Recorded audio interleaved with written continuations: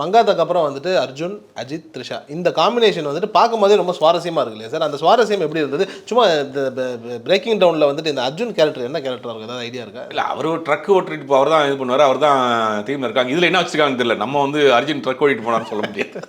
அந்த ஒரிஜினல் வெர்ஷனில் இருக்கும். ஒரிஜினல் வெர்ஷனில் ஒரு அந்த கேரக்டர் வேறு மாதிரி இருக்கும். ஒரு குண்டா ஒரு மாதிரி பெரிய ஹிப்பிலாம் வச்சு வேறு மாதிரி ஒரு கேரக்டர். பட் இதில் வேறு எதாவது மாற்றிருப்பாங்க, அதே மாதிரி வச்சுருக்காங்களான்னு நமக்கு தெரியல. பட் அது அந்த அந்த தீம் தான். பட் இந்த அர்ஜுன் அந்த ஒரு ஆல்மோஸ்ட் ஒரு வெற்றிகரமான ஒரு படம் இல்லை.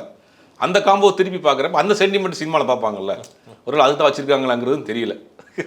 அதுவும் பார்க்க சினிமாவில் அதெல்லாம் நிறையா நடக்கும். சென்டிமெண்ட் ஒரு படத்தில் ஒரு போலீஸ்காரர் அடிச்சார்னா அவர் கடைசி வரைக்கும் போலீஸ்காரர் தான்.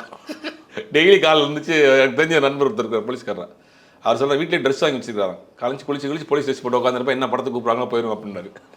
அந்த மாதிரி ஒரு சென்டிமெண்ட்டான ஒரு டீமு அர்ஜுன், த்ரிஷா, அஜித் அப்படிங்கிறது சென்டிமெண்ட்டாக ஒரு பெரிய சக்ஸஸ் கொடுத்த ஒரு படம்.